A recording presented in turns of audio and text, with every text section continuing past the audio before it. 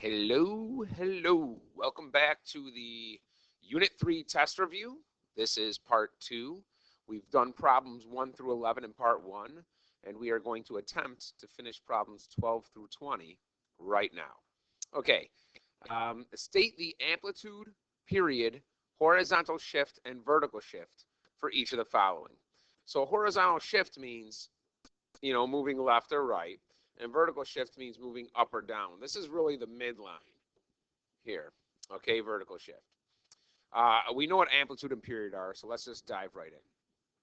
First off, okay, we should get in the habit, and we don't have to do this for the amplitude or the period, but for the horizontal shift, okay, the horizontal shift is what's done inside your parentheses.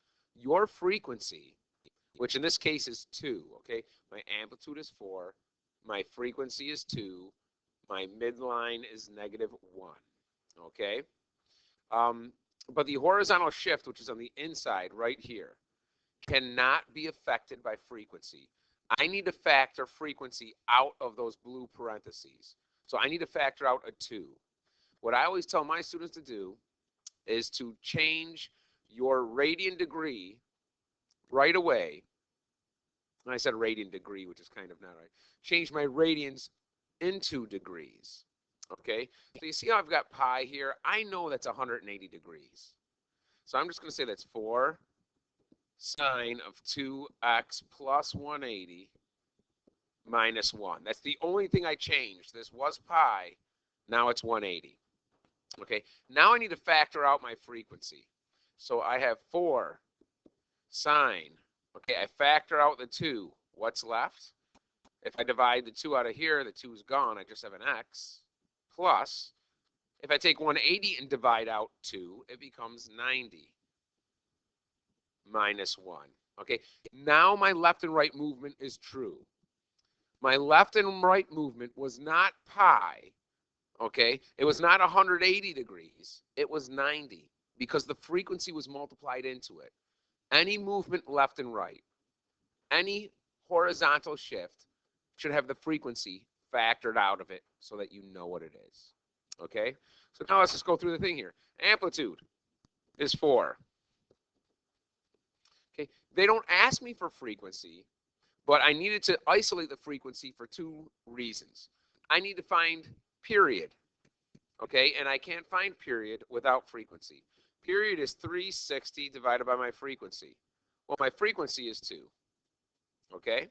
So I have 360 divided by 2. My period is 180. Here's my amplitude. Horizontal shift, okay? I am moving, this is opposite. So I'm going to subtract 90 from each of my x values, which means I'm moving left 90 degrees, okay? That's my horizontal shift. And my vertical shift, well, that's just my midline.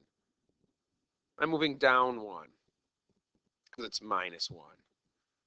And there you go, okay? Let's try part B. If you want to do it on your own, go nuts. I'm about to do it now. Ooh. Ew. Ooh. Okay. That, to me, seems to be a very ugly radian measure, pi over 7. If I try to convert that to degrees by making pi 180, if I divide it by 7, it doesn't work out a nice, even, clean number like 45 or 60 or even 75. It turns out to be like 25 and a decimal, I think, but that's beside the point. I'm going to show you how to keep this in radian forms and factor out that 6, okay? So I've got -5 cosine, and I have my +2 in the back. I need to factor out a 6, and what's left will be in parentheses here.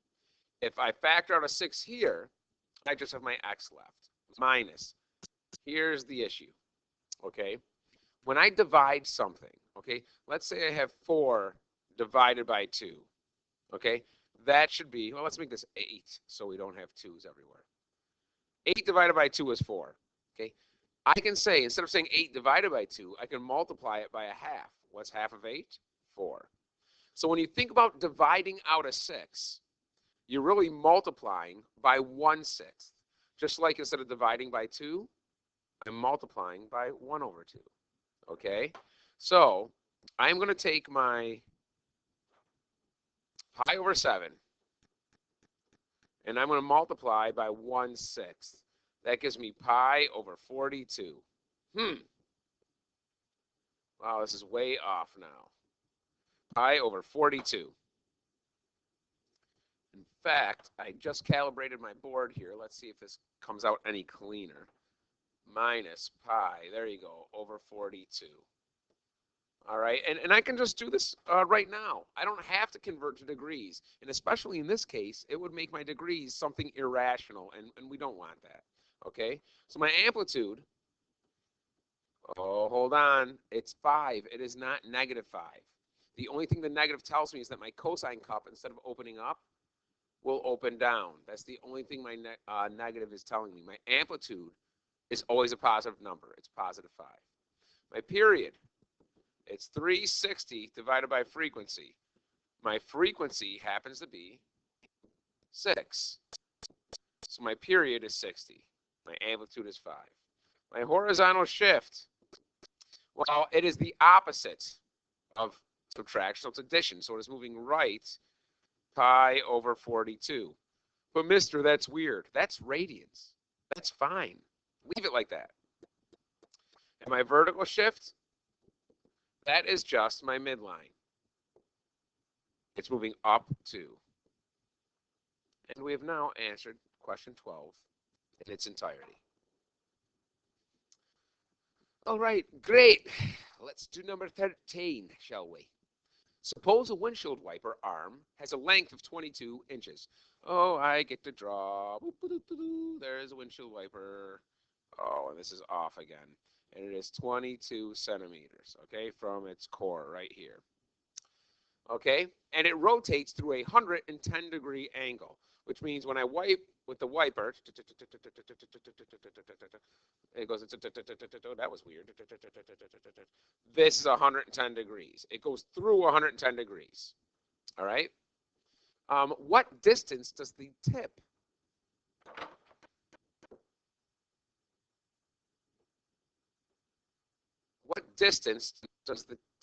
of the wiper travel? Well, that's my S. That's my arc length. And arc length is my angle times my radius. But my angle needs to be in radians. So I'm just going to convert this. I'm going to say it's 110 divided by 180 times pi. If I reduce this, it's just 11/18 pi. So 110 degrees in radians is 11 pi over 18. This is what I'm going to use. Okay, I'm always going to use radians for this equation. So my distance equals 11 pi over 18 times my radius, which happens to be 22. Okay, because if this was a full circle, all the way around, my radius is that measurement right there. Okay, and it says to the nearest inch, which means I'm not going to put this in pi. They don't want to exactly. Pi is going to give me some decimal. I'm just going to round it to the nearest inch. So, calculator, how I love thee. I am literally going to type this in exactly as I see it on the board. Parenthesis. I'm going to do the fraction function here. Go to. That's nice. Let's just, this is off, so I do alpha y equals alpha y equals, where the heck is the y equals? Enter, and it's 11, and then I put the pi symbol, which, did that even do the pi symbol? Yes. Over 18, okay, pop out. That's my one item, and I'm going to multiply that by 22. And I'm going to hit enter. Bang. There you go. So I bring this here. Yep, that's not what I want. Let's go back. Yep, no, I didn't want to do that either. Let's undo and undo and undo. And where the heck are we? Where did we go? What in God's name is happening, people? Oh, this board is off, and that's why I hate it. Oh, look at all the new things I've added because it's off. Oh, well, we'll deal with it as we go. Oh, if I undo this and I undo this,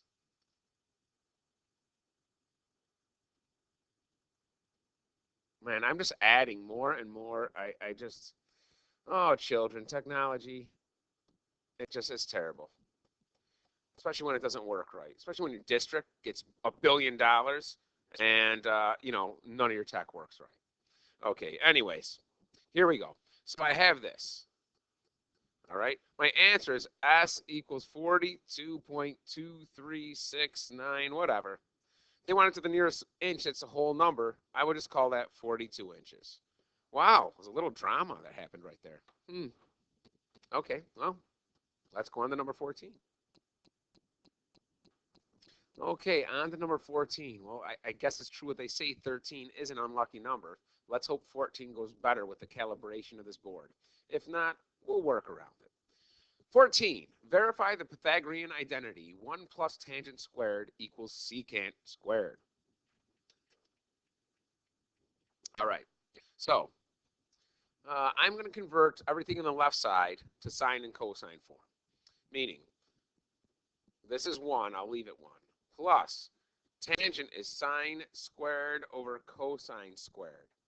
I should really restate that. Tangent squared is sine squared over cosine squared. And eventually it's going to equal secant squared. We'll deal with that afterward.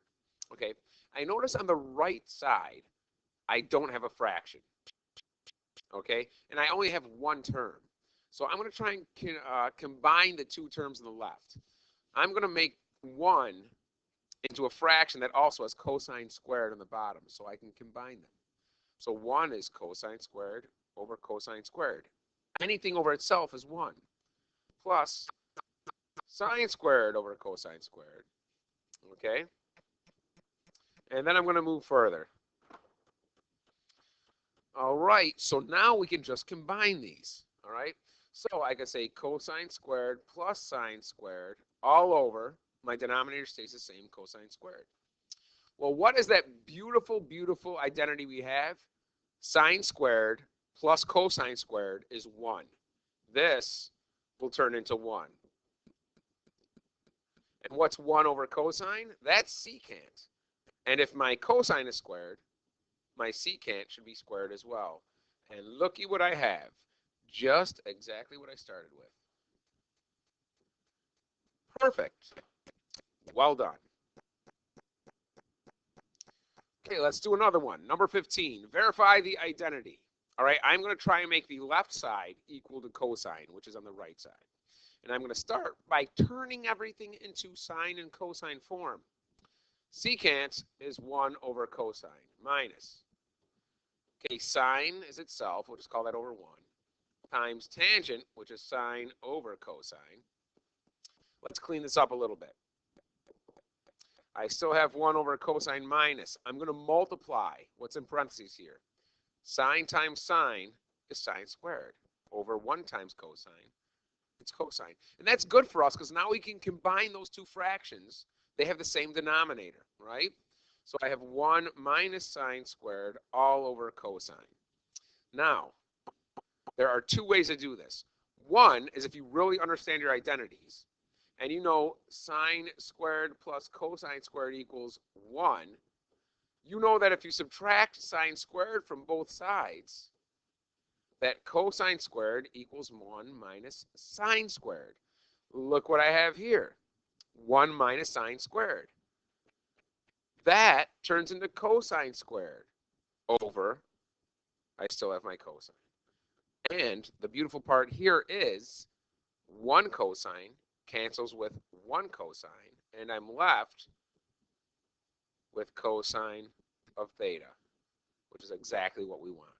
Now, I said there were 2 ways to do this. The way I showed you is the way I do it. Look it, if you know sine squared plus cosine squared is 1, you should dang well know that cosine squared is 1 minus sine squared, and vice versa. Sine squared is 1 minus cosine squared. Okay, you should just know those. That's just basic one-step algebra. But at this point right here, what some of my students like to do, if they have 1 minus sine squared over cosine, they will take 1 and they say to themselves, I know 1 is sine squared plus cosine squared. So what they'll do here for this is they'll turn that into sine squared plus cosine squared for my 1, and I still have minus sine squared all over c. And what can combine on the top? I have a positive sine squared and a negative sine squared, and they cancel. So now I end up with cosine squared over c, which is what I had here, and that simplifies the cosine anyways. All right, I would highly suggest you get comfortable with just understanding these right here, because again, all you're doing is just subtracting one thing. But, you know, this is still fundamentally and mathematically accurate and correct. Okay, it's just the first step is going to save you a lot of time, especially if things get a little complicated. All right, and I don't want you just to start throwing sine squared plus cosine squared in for every one that you see. It would get crazy. Okay, let's try number 16. Given that sine squared plus cosine squared equals 1, and cosine is negative 3 over 4, find the value of sine. All right, well, what they give us here is that sine squared plus cosine squared equals 1, and they actually give us a value for cosine. So all I'm going to do is plug that in for c. So I have sine squared plus cosine, which is negative 3 over 4. But don't forget, this is just cosine. I still need to square whatever cosine is. Equals 1. Okay, let's do some algebra now. Sine squared plus, if I square both the top and bottom here, I get 9/16 equals 1. Let's isolate my s. I'm going to start by subtracting 9/16 from both sides. I now have sine squared on the left equals, this goes bye-bye, 1 minus 9/16 would leave me with 7/16. Okay? And how do I get s alone? Well, if it's squared, the opposite math is square root. So s equals plus or minus. If I square root a fraction, just like when I square a fraction, I ended up squaring the top and I squared the bottom, and I got 9/16. Square root works the same way. I square root the top and I square root the bottom. What's the great thing about putting a square root in the bottom? That's 7. I almost wrote the answer. On the bottom is 4. I was starting to write my 4. That takes care of itself. So that's what sine is right there. Plus and minus a radical 7 over 4. I like these problems. Number 17. There's some problems that I see that I'm like, oh, this sucks. And I try and avoid them unless I know you're going to see them on a final. But, or I want to challenge somebody or some class. But some problems are just really good to do. Okay? And they really just you know, kind of test your ability on what you know and how to apply it. And this is one of them. And it's not a difficult one either. Okay? So it's a simple one that tests your ability. Okay? Let's write the equation of a graph satisfying all the following conditions. Okay. First of all, I know that y is going to equal my amplitude, right? And then you have your trig function. It could be sine, cosine, tangent, your frequency times x plus like your midline or whatever. All right? That's my basic outline. I don't see any horizontal shift here, so I'm not worried about, you know, putting anything in parentheses here or whatever. Okay? I don't see a horizontal shift, so I'm not going to worry about that. This is the basic outline. Okay. So I know it's sine. So I've got y equals, my trig function is sine. Okay, it doesn't tell me whether it's vertically flipped or if it's the right side up. So I don't care if it's positive or negative right now. It tells me my amplitude is 7. Okay. It tells me it is shifted down 3. That's midline. So my midline is going to be minus 3. The only thing I need is my frequency, and they don't give that to me. Okay? They give me the period. If my period, and since they give it to me in radians, period can either be 360 over frequency, or it can be 2 pi over frequency. I'm going to use this one because that's what they gave me. Okay, they gave me kind of radians. Not kind of radians, they gave me radians. So what you can't forget is the P and the F are interchangeable. I can say F is 360 over P, or 2 pi over P. And in order to find my frequency, I'm just going to use this. So 2 pi over my period. What's the period? 9 pi. And you see why I'm using 2 pi? Because what happens with my pi's in this fraction? They cancel. My frequency is 2/9. And don't forget, I still need my variable, my x or my theta or whatever. And that is your equation that satisfies all the given conditions right here. Okay? I like that problem. I wish you'd see more of those on finals, but you don't. All right, mateys, let's start graphing some things. Here we go. Y equals 2 cosine of 1/2 x minus pi. All right, before I graph this thing, I want to pull the frequency out of those parentheses because I need to know how much left or right this thing is moving. I need to know its horizontal shift. And the frequency, okay, which is 1/2, cannot be in the parentheses and be distributed or multiplied into that horizontal shift. I need to factor it out. So I'm going to do two things here. I'm going to rewrite this, and when I rewrite it, I'm going to change my degrees or my radians into degrees. 2 cosine of 1/2 x minus 180. This is not moving to the right 180 degrees. I need that x to be 1x in that parenthesis with my horizontal shift or movement. That is the true movement. So I need to factor out my 1/2. So I've got y equals 2 cosine. I'm going to factor out my 1/2. And if I take a 1/2 out of this first term, it just leaves me an x minus.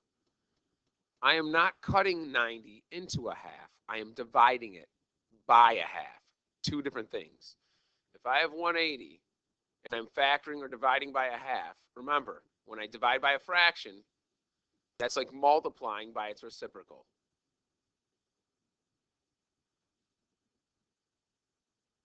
All right? Now it moves right 360 degrees. Okay? It does not move right 180. The frequency, which is 1/2, needs to be pulled out of the parentheses. I can't stress that enough. Here's my amplitude. All right, so let's write everything we know. Cosine, it's cup. It's going to look like this. The amplitude is 2. The frequency is 1/2. The period, which is 360 divided by a half, which means I multiply by the reciprocal. So it's 360 times 2. That's my period. Okay? My midline, well, I'm literally adding nothing back here. So my midline is y equals 0. And I have a movement to the right of 360 degrees. What does that mean? First of all, before I apply that movement, that horizontal movement, if my graph were to go from 0 to 720, because that's the period, half of that's 360, half of that's 180, and when I add those two, I get 540. Those would be my important tick marks for the dots that I would connect. All of those are going to move to the right 360 degrees, which means I'm going to add 360 to all of them. Okay? So instead of starting at 0, I start at 360. My next dot would be at 540. My next dot would be at 720. My next dot, if I add 360, will be at 900. And then if I add 360, that gives me 1,080. All right? So I'm not going to start at 0. I'm going to start at 360 on my cosine cup. So let's actually graph this now, okay? Let's do this here. Let's move this bad boy out of the way so we can see what the heck is going on. And let's go. If I have this graph, okay? Okay, let's say we have 100, 0. Here's 180. Here's 360. Okay, now here we go. Here would be 540. Here would be 720. Here will be 900. And here will be 1080. Okay? Now, my midline is at 0. I go up 2 and down 2 for my amplitude. Okay? So let's graph this. It is going to start at 360 up high. So at 360, I go up high to 2. Okay? It's going to end at 1080 up high as well. It's a cosine cup. And in between those two, at 720, is where it hits its low point, -2. Now, the in-betweens, that's where it touches the midline, which happens to be y = 0, which is the x-axis. Bam. Great. There you go. Perfect cosine cup. Look at you go. Great. 19's graphing a little more. Graph one cycle of y = -4 sine of 3x plus pi. All right. Well, let's change pi to 180. And let's factor out our frequency. Okay. So y = -4 sine. I'm going to factor out my frequency now. There's my frequency. What's left? If I divide 3x by 3, just the x. Plus, if I divide 180 by 3, it's 60. I'm done. Let's start writing down everything we need to know and graph this bad boy. And get the h out of here. All right. So I know my amplitude is 4. I know this is negative, so it is vertically flipping my sine. So instead of looking like this, I'm going to vertically flip it. It will look like that. Okay, when everything's said and done, my graph better look like that. Okay, my frequency is 3. Good. My period, it's 360 divided by the frequency, which is 3. That's 120. That's the length of one cycle. Okay, my horizontal shift means it is moving left 60 degrees. And my midline, which is my vertical shift, is at y = 0 because, again, I'm adding nothing to the back here. All right, I don't have to write that, but I'm adding nothing. So before I apply my movement left or right, in this case, left 60, if I were to graph this without any movement, it would start at 0 and it would go to 120. Half of that's 60, half of that's 30, and then my 3/4 mark would be 90. They are moving left 60 degrees. All of these things I've got to subtract 60 from. 0 would turn to -60. 30 would be -30. 60 minus 60 would give me 0. 90 minus 60 would give me 30. And 120 minus 60 would give me 60. Those are the important x values I want to have on my graph.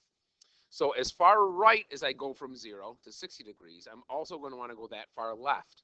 So when I draw my graph, I want to make sure I have the same space on the left side of the y-axis that I do on the right side. Meaning, here's 0. I go to 30. I go to 60. I'm going to have to go to -30. I'm going to have to go to -60. Okay. My midline is at y = 0, and I go up 4. And I go down 4. And now I can draw my sine curve. Okay? It's going to start at 60 at the midline, at -60. It's going to end at +60 at the midline, which is 0. And then in the middle, 0, it's also touching the midline. So we have a point on the origin here. Now, since this is negative, it's going to go down low at -30 first. And then it's going to go up high at +30. Okay, so if I do this right, bang. Does that not look like what we said it should look like? Absolutely. Well done. All right, one more. And you guys should be able to do this on your own by now. If you want to go ahead and do it, as with many of these are review questions. You should have been trying them first, maybe pausing this, or at least getting to a point where you're stuck, and then watching what I do. Okay? Graph one cycle of -3 cosine 6x plus pi. Okay? Again, I'm going to change this to 180 degrees. I've got to factor out my 6. Okay, so y equals -3 cosine. Okay, if I factor out my 6, what's left? If I divide 6x by 6, I have my 1x. That's what I want. Plus 180 divided by 6 is 30. All right, there we go. Technically, I'm adding nothing to the back, right? So I know my midline is still going to be 0 for all of these. These are more getting you to practice the horizontal shift, okay, which is what we learned later in this unit, not earlier. All right, well, let's write everything. I know it's negative, so instead of opening up, my cosine cup is going to open down, okay? It's a vertical flip. It's negative. My amplitude is 3. My frequency, 6. My period is 360 divided by my frequency, 6, which is 60 degrees. Okay, that's the length of one cycle. Horizontal shift, well, it's the opposite. Instead of adding 30, I want to subtract 30 to the x-axis. I'm going to move 30 to the left, and my midline, which is my vertical shift, there is none, so that will be at y equals 0. So as I did with all of these, all right, let's not consider the horizontal shift yet. If I were to graph one cycle of this without any movement left or right, it would start at 0 and it would end at 60. Half of 60 is 30. Half of 30 is 15. And the 3/4 mark, if I add 15 and 30, give me 45. Now let's consider our movement left. I need to subtract 30 from each one of these things. 0 minus 30 gives me negative 30. 15 minus 30, negative 15. 30 minus 30, 0. 45 minus 30, 15. And 60 minus 30 is 30. And we have one of those situations where we go just as far left as we do go right on the x-axis. So when I graph this thing, I draw my y-axis, and my x-axis, I want it to go as far right as it's going to go left. All right, I start at 0. I've got to go to 15 and to 30. And I've got to go to negative 15. And I've got to go to negative 30. My midline is at y equals 0. And my amplitude is 3. 1, 2, 3. Negative 1, negative 2, negative 3. Now let's draw our cup. I know it's flipped. I know that I'm going to start down low and end down low, and in the middle is up high because it's vertically flipped. So I'm going to start at negative 30 down low, and I will end at positive 30 down low. And in the middle at 0 is my high point. And in between those two, it's where I'm going to touch my midline at negative 15 and positive 15. All right? Bam. There you go. That's actually a really good curve. Man, look at me go. Fantastic. Okay? You're good. We're good. I've said this a million times before. We're all good people. Hopefully you're better at math than before you started watching these videos. That's the whole purpose behind this. I don't do this to hear my voice. I mean, well, I do. I like to hear my voice sometimes. It's funny. But when I hear my voice in the video, it sounds weird like it's not me. I don't know. Maybe it's because I'm not used to hearing me, even though I talk all the time. Anyways, enjoy. Good luck on the test, buddy. You got this.